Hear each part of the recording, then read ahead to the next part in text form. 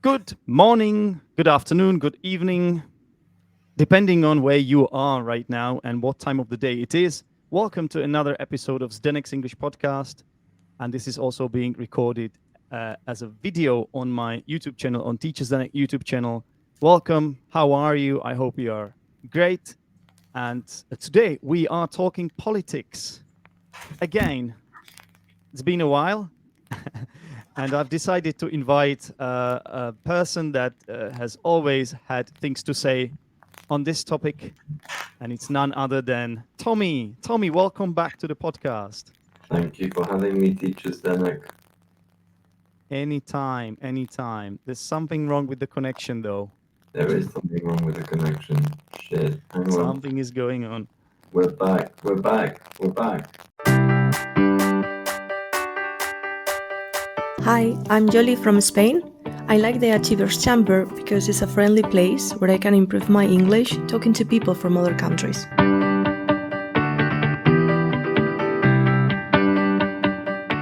For more information about the Achievers Chamber, go to teachersdenek.com. I'm back in. Is it better now? Yes. The video, did you change something about the video, though? I didn't change anything, no. Okay, oh, yeah, it should be fine then. The sound is not perfect, though. The sound is a bit... Wait. The mic, what, you're using like a laptop mic or... No. 1 minute, please. 1 minute. Just check in the settings. Just go to settings. Yeah. Just give me one. How's that sound? Any Oh better? my God. 100%. Yes. Yeah, it's the mic. It's the Yeti, the big Yeti here, which... I know which one, yeah. I've had that one before, yeah. Not funny at all. No. All right, we're back in the house. So where did we end up? We ended up sort of like, wait, we're doing this live, right? This is a live stream. No, it's not a live stream. Don't worry. God for that, I mean, if it was live, then we would be having, that would be very, yeah. Well, all right, okay. Yeah. Do you know what? Ironically, this is what the audience want usually, because it's just that when something happens, when something is kind of going wrong, it's usually fun for everyone, yeah. So while we may be sweating as content creators and being embarrassed and all that, they are having a laugh, basically, yeah. So anyway, Tommy, good to have you back on Zdenek's English podcast. Last time we spoke was less than a year ago. I think it was back in October, and it was episode 427, called Controversial Views of Teacher Tamas on the British Monarchy, Brexit, and Boris. Do you still remember that? Yeah, of course I do. How can I forget these? The three B's. The three B's. Brexit, Boris, and British politics. I mean, whoever doesn't have a controversial opinion about British politics really needs their head sorted. Because seriously speaking, British politics is in the gutter and has been there for a long, long time. But that I'm not going to give away any of the things that we're talking about, because Spoiler alert. Spoiler alert here. There's going to be a lot of conservative crushing here, and lots of talk about a lettuce, and lots of talk about Brexit, lots of talk about Boris, and lots of talk about conservatives. And also a therapy session, maybe. Yeah, I think I think we all need to go to therapy once in a while, and I think this is the real therapy here, is going to Teacher Zdenek and talking about it all. Okay, so let's just remind to our viewers and listeners who you are. So you are Tommy, as we said, and you are an English teacher. Yeah. From Great Britain, but you're also, if I'm not mistaken, you're also half Hungarian. Bingo! There we have it. Yep. But I live now in Germany. And you live in Germany. Okay. Yeah. So do you by any chance, do you have one of those? Do you have that banner which goes across the screen? That banner goes across the screen. So you want me to put up your... I want to be able to catch my name here. It only you know, the funny thing is, last time we were here, I was capturing my name with the banner, Okay. and yeah, Do you realize I'm terrible at multitasking? So I have to I hold can the see that. microphone. I have to talk to you. I have to listen to you. I have to make sure I'm in the view. And then you also want me to make a banner for you. Okay, well, Well, no, you don't have to make a banner, but I found the banner to be possibly the second best thing on this podcast. no, it is the best thing since sliced bread. I know. So let me do that for you then. So what do you want to be on that banner, Tommy? Oh, I just want my name to be there in Tommy, green lights and make it sexy and make it really make it out sexy. make it nice. Make it nice. The Unrealistic requests.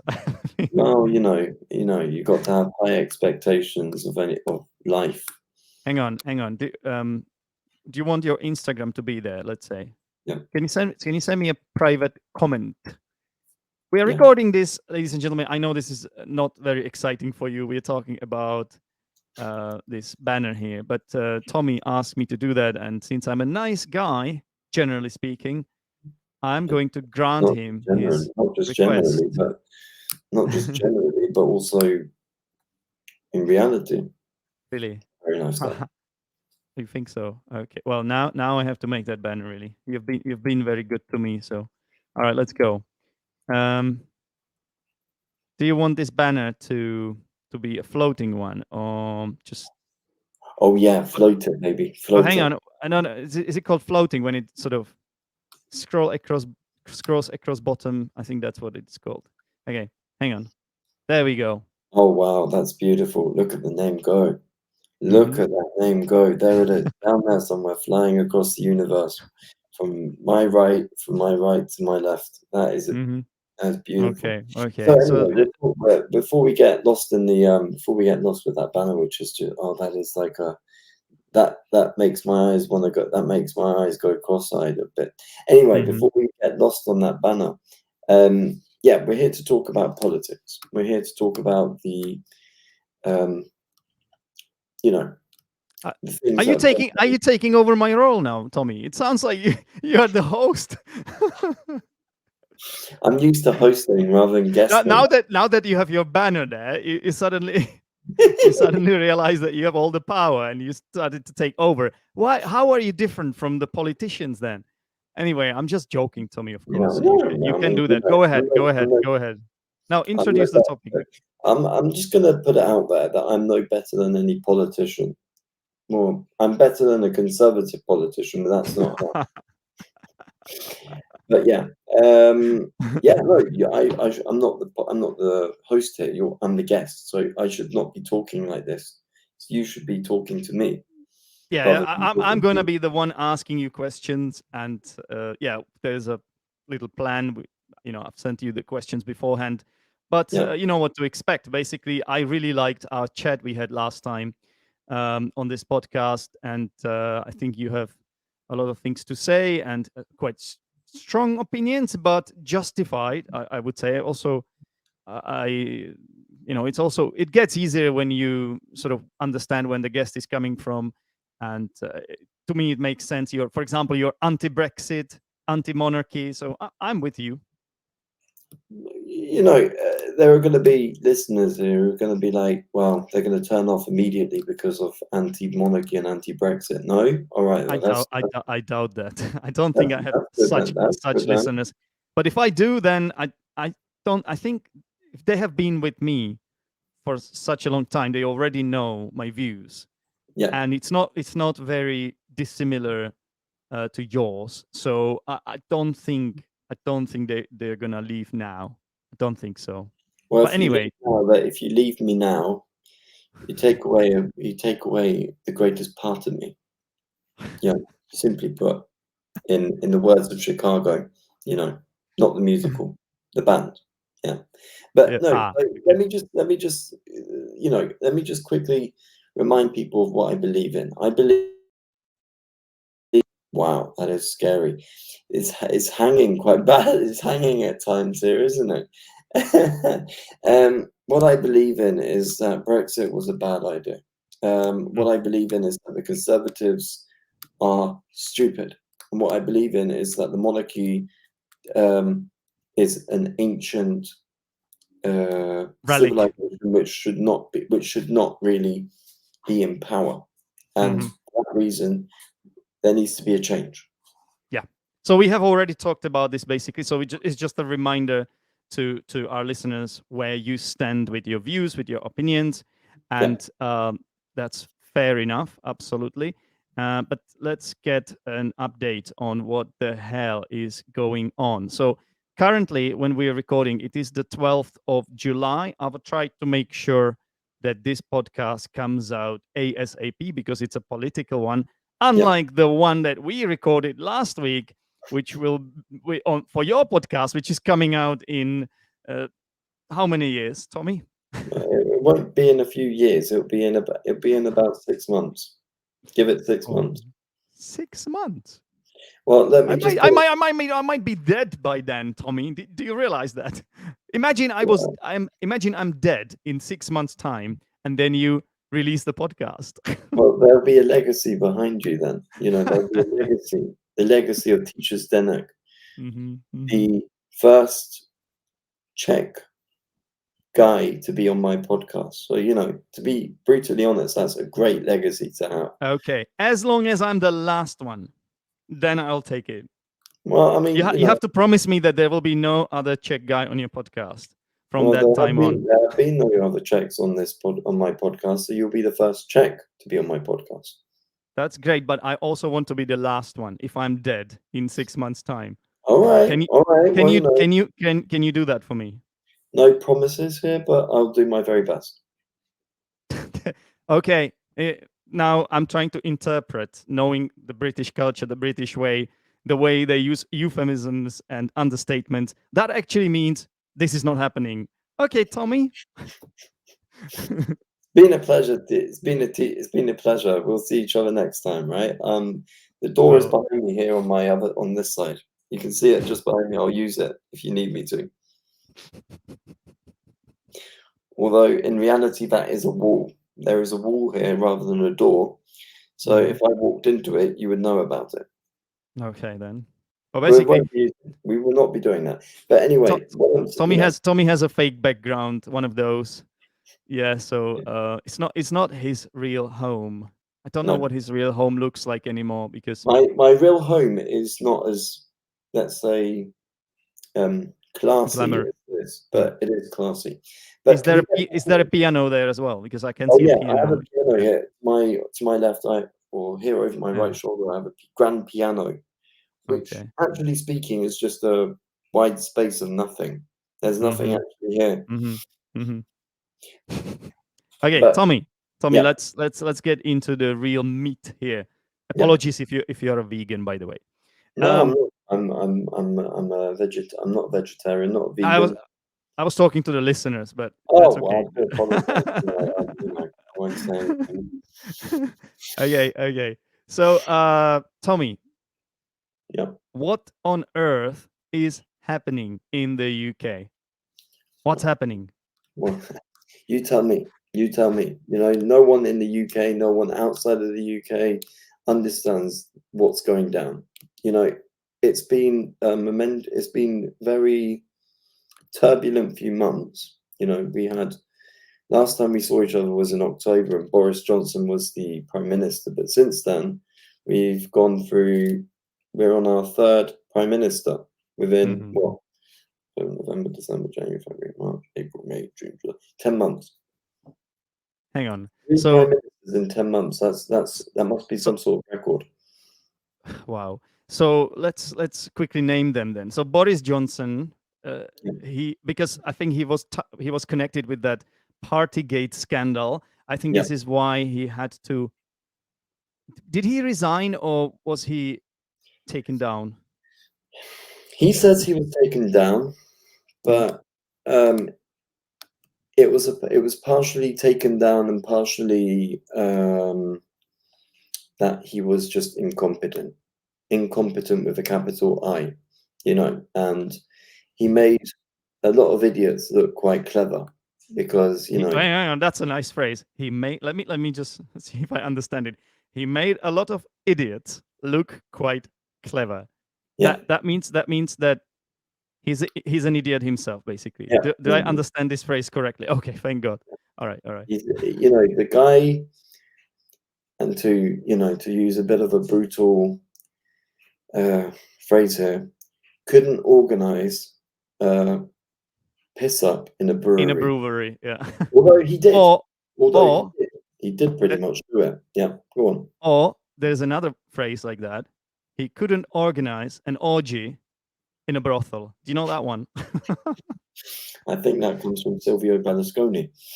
That's Silvio Berlusconi, that. But no, he was eventually kicked out, forced out, screaming, shouting. He was unhappy. And then, then the Conservatives had to go, and they had to have a leadership competition. And well, I mean, the current Prime Minister, who we'll get to eventually, with his 14 worst gaffes and scandals from his first 6 months. This was an article written in the Daily Mirror back in April. But, we're going to get to that eventually. So that's Rishi Sunak. But there is one more that didn't last very long. And it's something to do with... didn't last as long as the lettuce. And yeah, that's what I wanted to get to. It's something to do with a certain vegetable as well. So tell us about this. What is this about? Well, what happened was that after the leadership scandal, there was a leadership campaign, and then Liz Truss was then voted in as the new Prime Minister. And did they trust her? Did they trust her to be the Prime Minister? Oh, that hurts. That hurts. Let's just hope Liz Truss is not listening to this. But no, she was. She promised the world to a lot of people. But to you as well. To you as well. Not to me. If she'd done that, then she might have. She still wouldn't have got my vote. She still would not have got my vote. But a lot of things went down. And then there was a competition that went online. Someone posted up a lettuce in its packaging on a webcam. And the competition was who lasted longer, Liz Truss or the iceberg lettuce. Now, lettuce goes bad quite quickly because it's vegetable, right? So in, let's say, room temperature, I don't know, what did they keep the lettuce in a room or in a fridge? Because I guess they that kept it in matters. the room. They kept it at room temperature. Okay. And right. So I assume lettuce must have gone bad before Liz Truss did, right? Day by day, the lettuce was getting worse and worse. Yeah, I mean, and you could see it going brown, and you could see it really sort of, it was even given googly eyes. They even put googly eyes on this lettuce to make it look like a real person. And this was back in October of... So, hang on. So did they broadcast it live? Like, was there like a camera? No, it was live. Well, someone had a webcam on it, and every day that Liz Truss was still in office, they basically live webcam this lettuce. Yeah. So every single person could watch that, right? So everyone could see how the lettuce day by day was getting browner and browner. And for those Brits who are happy putting money on things, they started betting on it. They started betting on who would be the first to lose, who would be the first to to go bad. That sounds like an amazing bet. Really. Well, it got me going, because who doesn't like seeing a lettuce versus Liz Truss? Well, how much money did you put on? I didn't put any money on it. I would never have put any money on it. Okay, looking back at this with the benefit of hindsight, who would you have put money on? Well, of course, the lettuce. I would never put money on a Conservative to do anything. How do you know this was a Labour lettuce, though? Well, that's not the point, whether it's a Labour lettuce or a Lib Dem lettuce or a Conservative lettuce. It's a lettuce. And, lettuces are healthy. So I would have happily put a good chunk of my house on the line for the lettuce to win. Brutal. Okay, then. So what happened? Well, Fast forward a few days. So what happened with the lettuce and with Liz Truss then? The lettuce was still left. It was still left. It was still there, still alive. And Liz Truss was forced to resign.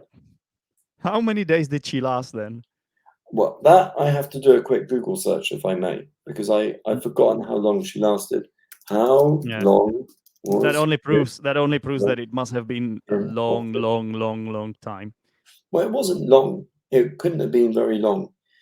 Liz Truss' tenure as Prime Minister of the United Kingdom began on the 6th of September 2022.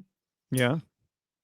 And ended 49 days later on the 25th of October upon her resignation. She couldn't make it to 50 at least. Such a nice round number. No, apparently not. And she now holds one of the records as the, let's say, the least amount of days as a British Prime Minister. So that she broke quite a few records. She broke many a record, and if she's proud of herself, she can say she broke a record in the fact that she well, she beat the lettuce as well. I mean, it's an achievement. She didn't. No, the lettuce beat her. The lettuce beat Liz. Well, she beat the lettuce in who would go first. Yeah, well, that's what I meant. Yeah, well, that's definitely and then the Conservatives had to go again to their ownership, to their party, had to go again to the faithful and ask, all right, we need you to give us another leader. So basically what happens is that it's not the people that decide who the next leader is, which is quite normal in democratic society, in democratic countries. And you would assume that somewhere as the UK, where basically it's one of the most democratic countries in the world, for sure, you would assume that it's the people who choose the next prime minister. But no. No, it's basically a small proportion of the electorate vote on Conservative government, who the next Conservative leader was going to be. And for a second, I thought it could also be the lettuce, but no, lettuce did not pick the next prime minister. Lettuce was not even given a chance. No, I mean, this was out of office. Yeah. They dumped the lettuce in the bin, I think, because I don't think you could eat it. Which is a shame, but celebrate. You can't. Yeah, but it's understandable. You can't have your cake and eat it. I mean, you can't have your lettuce. You can't have your lettuce and eat it. That's what I meant. Well, we can come back to you can't have our cake and eat it later. But out of the ashes of the catastrophe of Liz Truss came Fishy Sunak. Now, when he was voted as the Prime Minister, everyone was saying this is really good for British politics. First Asian Prime Minister, first Prime Minister of colour. But so basically his roots are in India, or is it Pakistan? Yeah, India. Okay. He's from it. I believe his family come from India. Mm-hmm. And everyone was saying this is amazing. It's great for politics. It's great for British politics. It's really good. And then he put together a cabinet of people who were seen as, really good because they were also of color. So the high offices of state were basically covered by people who were not white. Yeah. Mm-hmm. But you don't just to clarify, you don't mean cabinet as the furniture. No, you mean group of people, the ministers. Group of people who make the decisions on policy within the UK. But like many Conservatives, you can't have a prime minister without a scandal. Mm-hmm. Mm-hmm. And there have been up to April there were 14 or more gaffes and scandals. So gaffes is a gaffe is like a big blunder, it's like a big like a political mistake or It's something a really embarrassing. Yeah. Okay. Just embarrassing thing, you know. And when he came to office, he promised integrity, professionalism, and accountability. You know, he wanted to reset the country after the chaos of Boris Johnson and after Liz Truss. But you know, let me just put it this way: it could have been so much. It could have been so much better for Rishi, or should I say, Fishy Rishi, if you want to put it that way. Fishy means like dodgy, like not someone you can trust. Yeah. Exactly. You know, and I'm just going to read a couple. I'm just going to read a few from this article from back in April from the Daily Mirror. So anyone who reads the Daily Mirror needs to know it's basically a Labour-leaning newspaper or a left-leaning newspaper, but most of it is trash news. You know, yeah, it's a tabloid, isn't it? Tabloid shit. You know, tabloid. We could blame Daily Mirror for Brexit. Like it's one of those newspapers that really push the agenda, right? Well, I mean, you know, the Mirror has in the past had its faults, you know, but you know, I don't want to go into, you know, I don't know much about the Mirror's past, so I'm not actually gonna go into that. But we have here a few things which I'd like to bring up here. So, for example,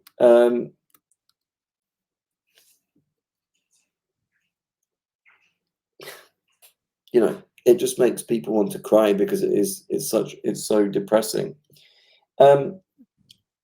The Tories decided, Tory, by the way, is a conservative. Tories decided to spread misinformation. For example, about immigration figures. So immigration is those who are moving to the UK from outside the UK, and they said that the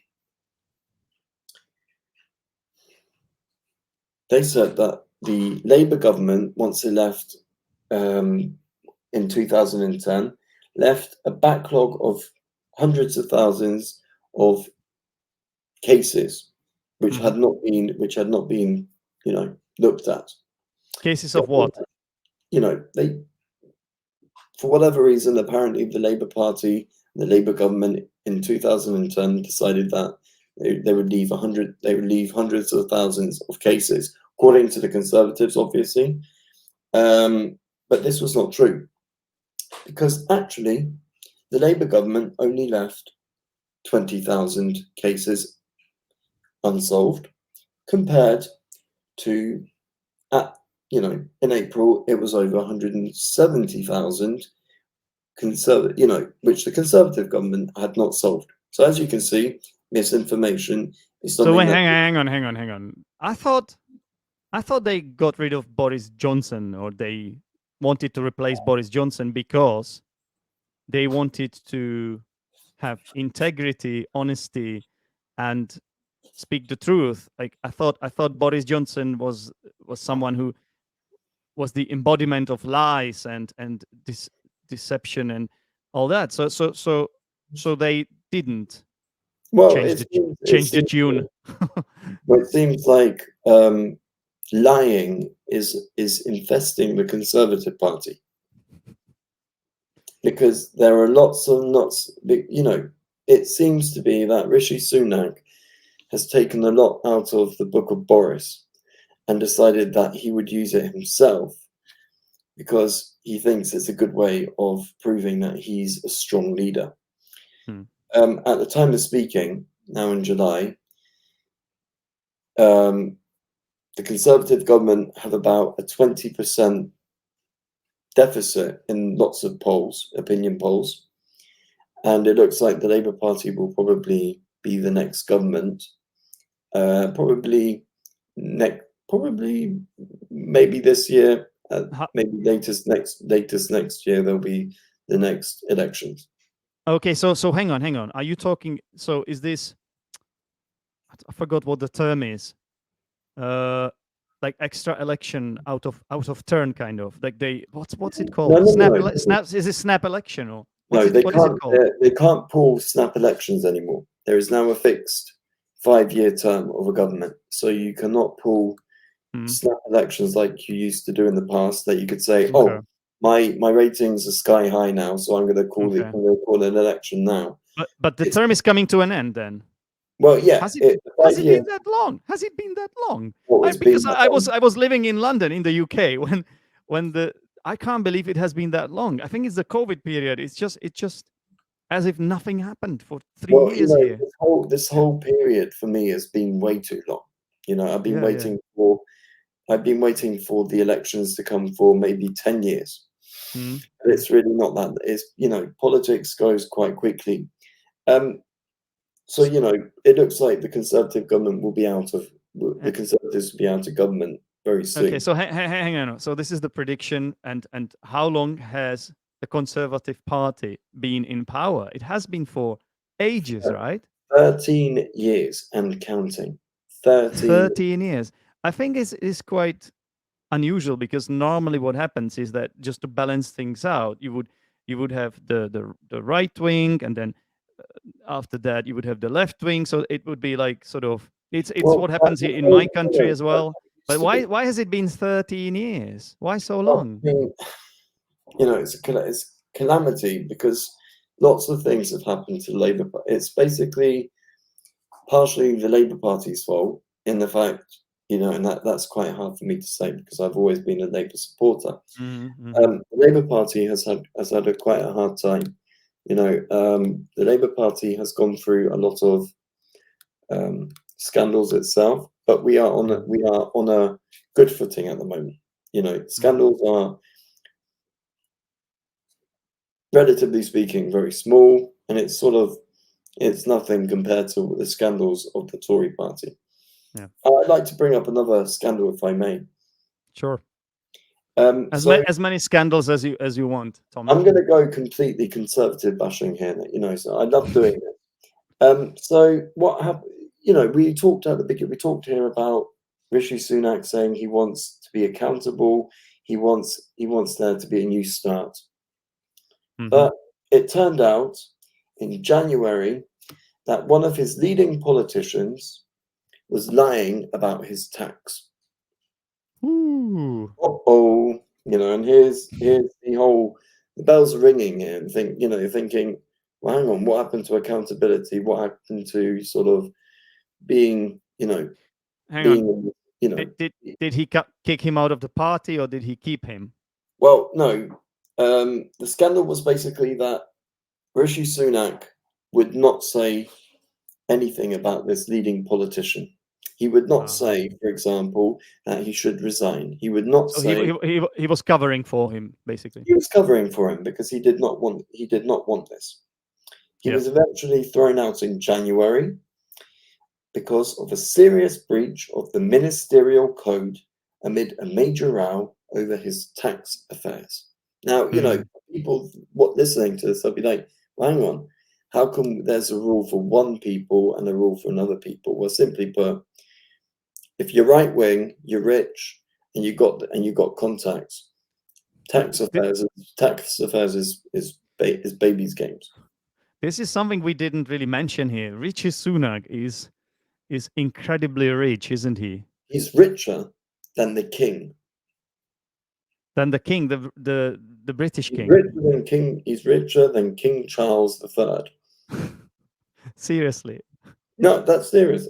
Without kidding, the guy is worth more money. But let me just put it this way. The reason that he's worth more money than the king is because of another scandal, which I'd like to get into, is about his wife. Now, his wife is the owner of some sort of big fund, that's worth, which is worth lots of money. And apparently before, whether this is true or not, before Rishi Sunak came into politics, he worked also at, I believe, the Lehman Brothers or one of these big banks that went bust. Now, that's true. That part's true. But then it gets a bit dark. It gets darker. apparently his wife is involved in tax avoidance and tax evasion. Again, there seems to be a pattern. There seems to be a pattern there, Tommy. Well, it's a pattern in the Conservative Party. It's a pattern within right-wing politicians that if you've got the money, you can get away with things if you want at any time. So, here we have Isn't this something that the Labour Party politicians would do too? Isn't it just that politicians are corrupt beings? No, And the Labour Party is the party of the people. You have to remember the Labour Party was. I know, but what I'm trying to point out is that doesn't this ultimately come down to people? Because I believe there must be some conservative members who have integrity, who are honest. Don't tell me that everybody is like that. I don't believe that. Whether that's true or not, whether that's true or not, Zdenek, I can't give you that. It doesn't interest me.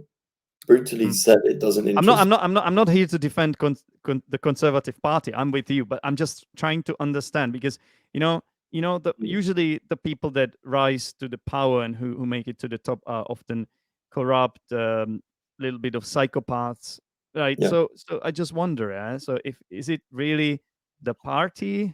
Is it really the party, or is it just that they need someone like this because they just have that influence and can pull the strings easily?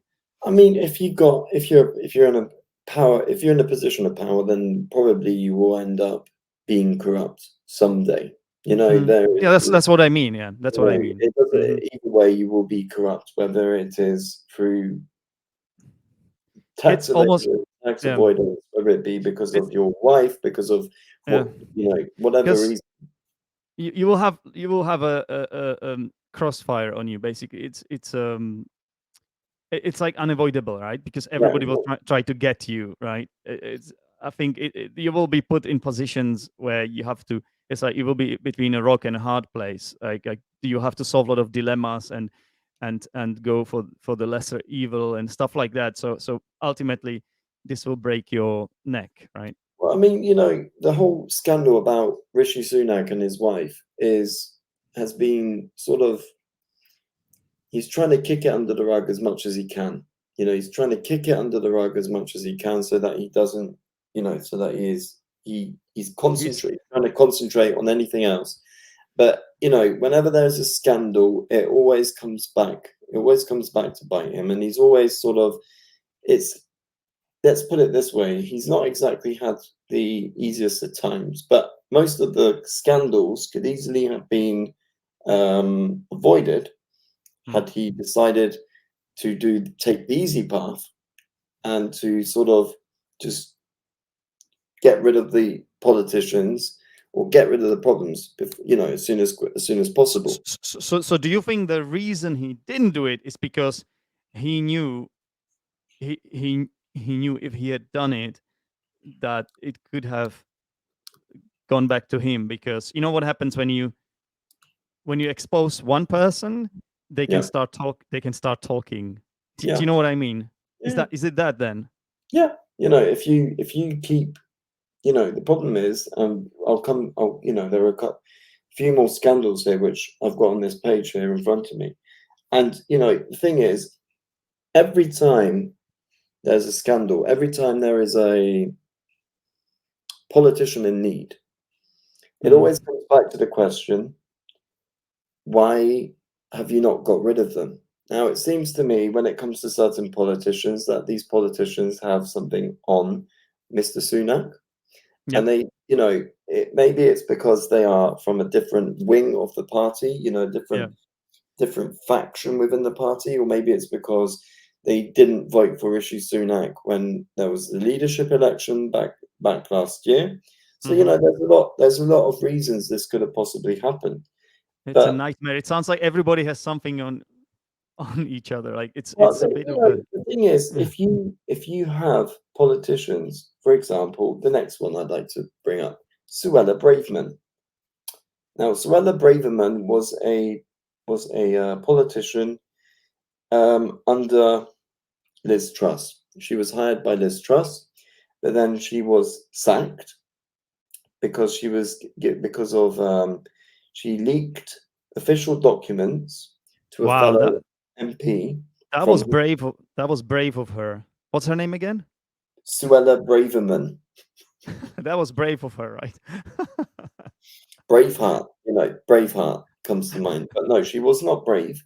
Basically, what happened was she leaked official documents to a fellow MP from her personal email address, which is which breaks The ministerial, code.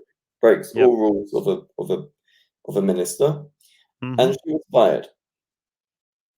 But she was then rehired 6 days later by Fishy Rishi Sunak. Aha. It looks like to me that he didn't have a choice. Yeah. Well, I mean, whether he had a choice or not, I don't know. He could have easily just said, no, I will not I will not hire you.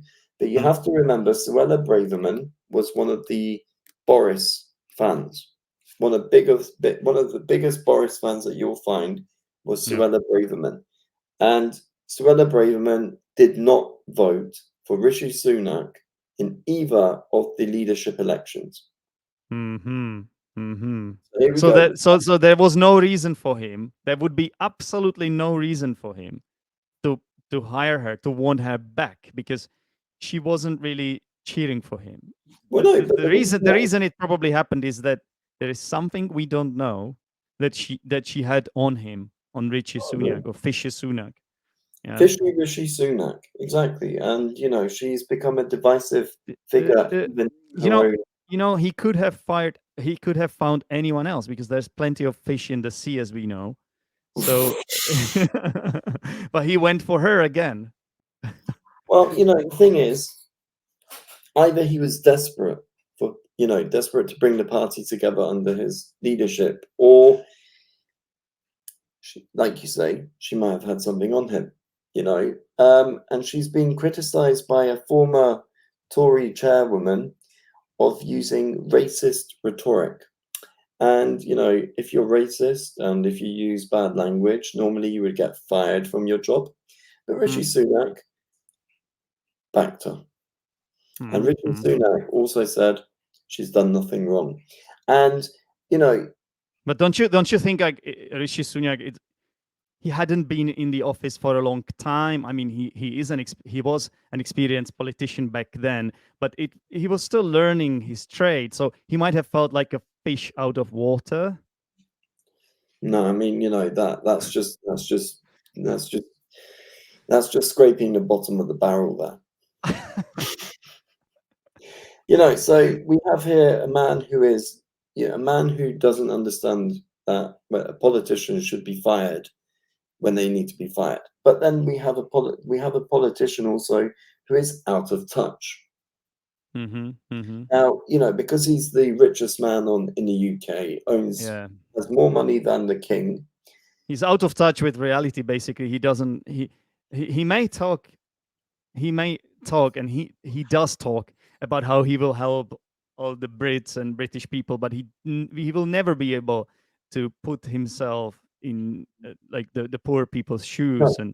And there's the great example of this was around Christmas time, and Rishi Sunak, and this was probably just a publicity stunt from his people, decided to go to a homeless kitchen, kitchen where they make food for the homeless, and he was filmed saying the following. I can't wait. I've just got to put my words together right here. The millionaire. I'm just going to quote from the Mirror here. The millionaire. Please do. Was filmed asking the young man, who's called Dean, whether he works for a business. To which Dean, the young man, responded, "No, I'm homeless." Like, is it not brutally obvious that if you're going to this soup kitchen, that you are bound to be homeless? Is it not brutally obvious?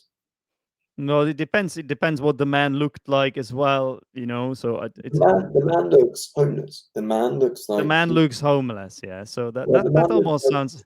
The man That sounds partially insulting, but also extremely stupid what and I just mean by ignorant. This you're being ignorant basically, and well, what I yeah. mean by the man looks homeless is not that he looks homeless, but because he the man I'm looking at a picture of this guy is someone who doesn't exactly look like they've just walked in from $1 million job.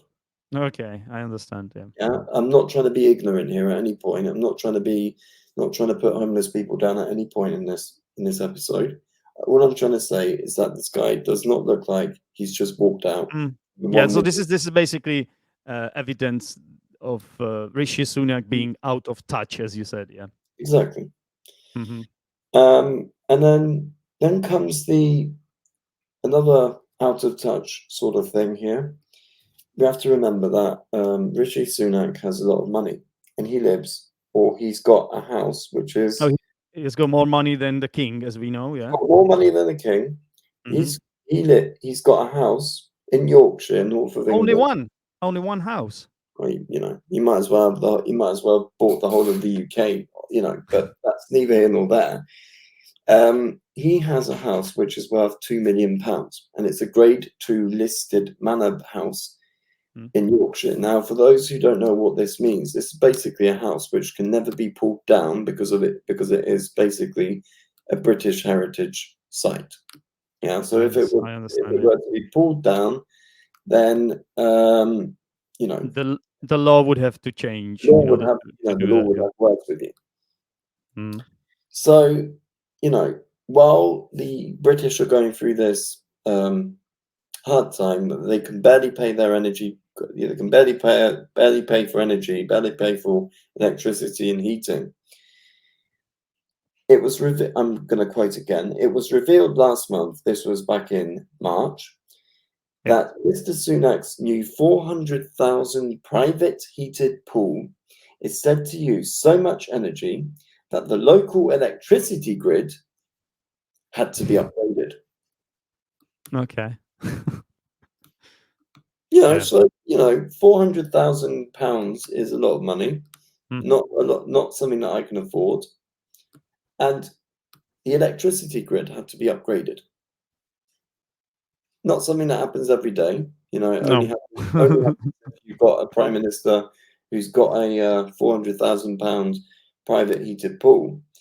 Protesters said they wanted to highlight the hypocrisy of the UK's richest ever prime minister, who has failed to upgrade our outdated national grid, which remains unable to deliver the green energy revolution for the rest of us that would lower bills and help tackle the climate crisis. Oh my God! Directly verbatim from the Mirror. So basically, what you think is that after telling us about all these scandals, that you think it's inevitable that this will be the end of the Conservative Party. No, not the end, but this will mean that the Labour Party will win the next elections, basically. And I'm constantly looking at the opinion polls, and lots of opinion polls are saying there's a lead of about 20 to 25% for Labour over the Conservatives. A lot of these seats in which the Conservatives are, heartlands, places where they're meant to win, they look like they're gonna be dumped out quite hard. Yeah, which is something, right? It doesn't happen every day. It begs the question: if you know that your ship is sinking, why don't you leave it? Why don't you? I think again they have something on each other. Probably that's the thing is, Rishi Sunak, as I keep reading in the newspaper, in the Guardian, which is a left wing newspaper, and which is a broadsheet. So it's not tabloid rubbish. It's something you can trust. You can trust more. Lots of Conservative politicians off the record cannot see Rishi Sunak in office any longer. But they keep saying that we don't want to get rid of him, because then you would have to have another leadership election. You would have to bring it's too much. It's too much. So much instability, and you can't just keep changing it's just, how does it how does it show your Well, in what light does it show your party? It's understandable that I think they just probably sort of resigned. I think they probably know that, and also, like, let's be honest. So you have mentioned that there's a crisis now, energy crisis, housing crisis in the UK. People are getting poorer. People don't have money. There are a lot of people that need the food banks and stuff. So basically, it's a disaster. Now, the reasons for it are, as we know, Brexit and like the economic crisis that has been caused by COVID, and now the war in Ukraine. So we have got three main reasons. Yeah. So at least when it comes to Brexit, I want to, Tommy, sorry, I want to ask you about Brexit. Yeah. Yeah. I want to ask you about Brexit because this is something that my listeners have heard a lot about. And they come from, a lot of them come from European countries that are in the European Union. So what's going to happen there? So have the Brits at least sort of admitted that they had been wrong? Obviously, I mean, not people like you, but people who voted leave. Have they admitted? Have they finally admitted that this has been a disaster? Yeah, more and more people are admitting that they made a mistake. Recent surveys find that more and more people believe that they made a mistake. The last survey I saw was that I think a third to maybe a quarter of people a quarter to a third of people have realized that they made a big mistake. That's a lot. But the problem is that the elephant in the room is Brexit. And yeah, you're looking around you, but you can't. Whose room? Your room or my room? My room is not big enough for an elephant to fit in, so it must be your room then. Yeah, definitely. Yeah, but it's a fake, as we know, it's a fake background. So exactly. There's an elephant running around in my house. The big problem is Brexit, and if you ask Keir Starmer, the head of the Labour Party, the leader of the Labour Party,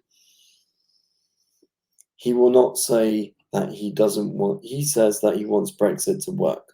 Now, when he says it, does he say it with confidence in his voice, or does he stammer? Well, the problem is he's one does of he stammer? He's one of another one. Here we go.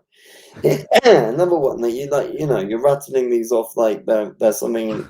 The thing is, people like me, people like Keir Starmer, people like those who voted for Remain, we're still called Remoaners. Are you still moaning about Brexit, Tommy?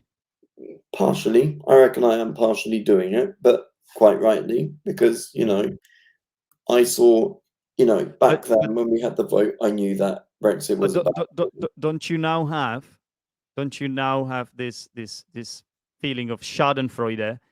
Now, as in, I told you so. We were right about this. Don't you feel this sort of, what's the word for it? Yeah, justification, or there's another word. I feel justified that I voted against Brexit. I feel justified because I know that I knew back then Brexit was a bad idea, and I know now that Brexit is a bad idea. And as the months have gone by, since the last opinion poll on Brexit, more and more people are realizing that Brexit is a bad idea. But the problem is that if you ask Keir Starmer, the leader of the Labour Party, he says he wants it to work. Does he really mean it? It's not very different from the previous leader, Jeremy Corbyn, right? Who was for Brexit, I believe. So that means so is there a party in the UK's politics that would have in their program for the campaign, in their manifesto, that they would want to rejoin the EU? If so many people want, why is it not part of one of the biggest political parties in the UK then? If so many people want to rejoin now, it partially is. It partially is in the Liberal Democrat manifesto that they want to get rid of the Brexit, but they can't because the Liberal Democrats are not strong enough. They're a small party. Could they be strong enough? Because I remember in the previous election we had this Brexit party led by Nigel Farage, Farage or No, no, marriage. No. whatever the way to pronounce his name is. The Liberal Democrats have always been the sort of younger ugly sister to the Labour Party and to the Conservatives. The Liberal Democrats basically pick up seats from the Labour Party and from the Conservatives, and they're basically seen as the protest party. But the thing is, the Liberal Democrats will never be strong enough to ever hold to be.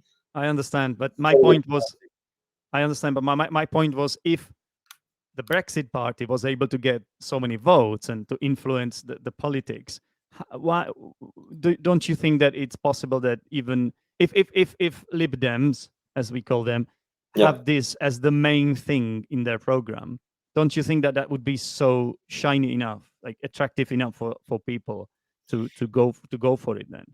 It won't be enough, no, because the political system in the UK is very biased towards the two big parties, towards the Conservatives, towards the Labour Party. That. It sounds similar to the American system. Basically. Yeah, exactly. It is. Despite maybe Liberal Democrats polling at around 10-15%, they're only about 20 to 30 seats, which is not big enough to be a strong party. So.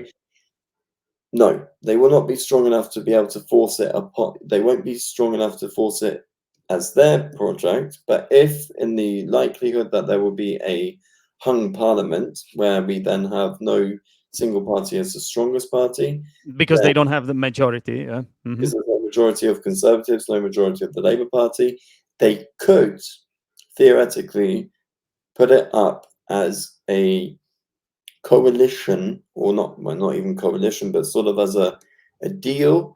Should you want to be the leading leading party in the parliament, you'll have to talk about Brexit. You have to have another referendum. Basically, that's what I would do. Yeah, but that won't happen in my lifetime. That probably won't happen in the lifetime of my children. It might do. Come on, no, I think it will. I think you're being a little bit too negative here. Come on. You got to be realistic here. How old are you, Tommy? I'm 34 years old. Happily. Come on, you're so young. You're so young. Forever young, baby. Forever young. You're so young. It has to happen in your lifetime. Also, there's this thing, Tommy. Yeah. A lot of people that voted for Brexit, or the vast majority of people that voted for Brexit, were older people, right? So now you have all these young people. They were my grandparents' age. Liberal with liberal ideas. All these young people with liberal ideas, wanting to study abroad, wanting to have opportunities to easily travel. Yeah. And so doesn't it mean that now there would be so much what's the word I'm looking for? There would be so many people wanting this to happen, and more every single year, because you have all these young people. Don't you think that, when you say it won't happen in my lifetime, you're 34 years old. How long are you planning to live?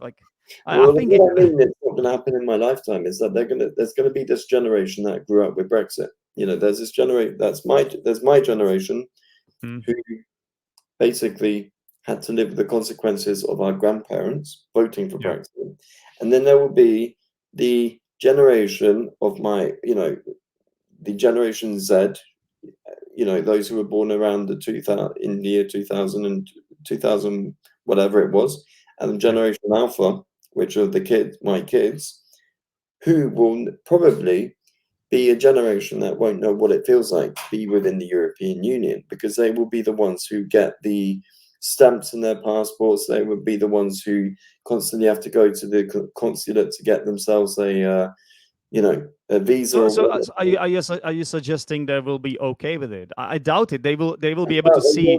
They will ask the questions of why is it so much easier for the neighboring countries to travel? Well, I guess there will come the time when the Generation Alpha will ask questions. We'll start asking questions about why have we got Brexit?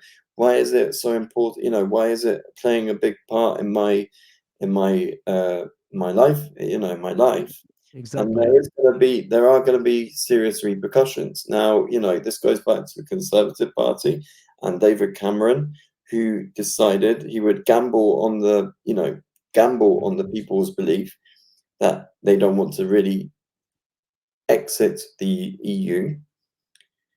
It will come back and it will and when the shit hits the fan, it will be normally, it will probably be the Conservative Party, and let's hope it will be the Conservative Party, who end up with the repercussions of being kicked out of government for a very long time.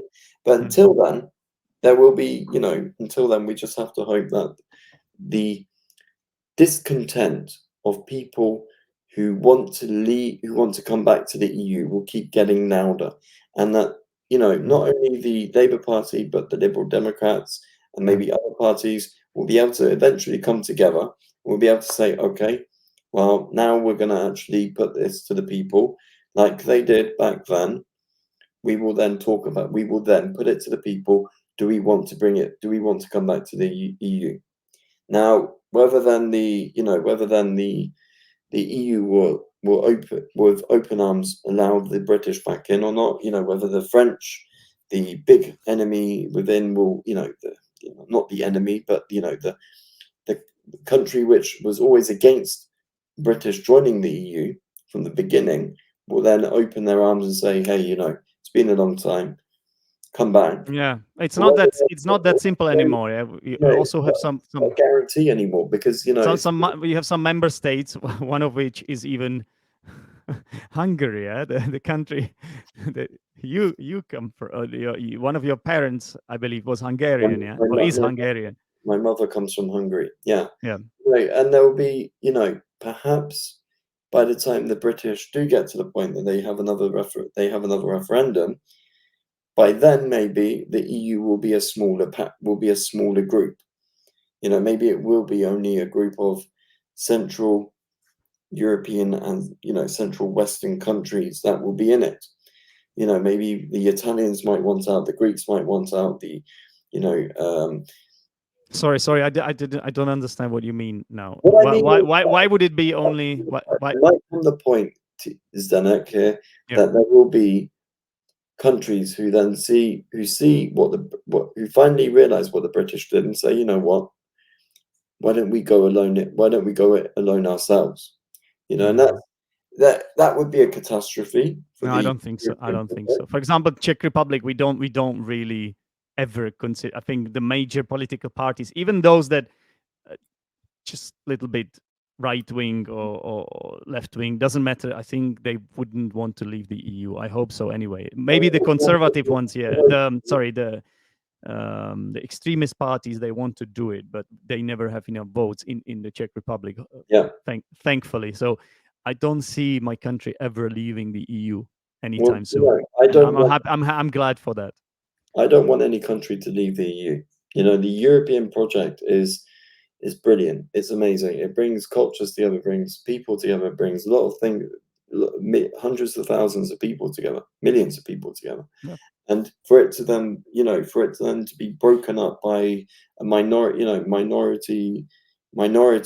who are extremists, who don't use the right parts of their bodies to think with, would be a very big shame. And it's a big shame that also, and I know that this is one of the questions you might be asking, or you. But Tommy, I think we've been talking for a long time. I think go on then. But I think we will have. I'd like to say here in Germany, over the last few years, there's been a lurch to the right.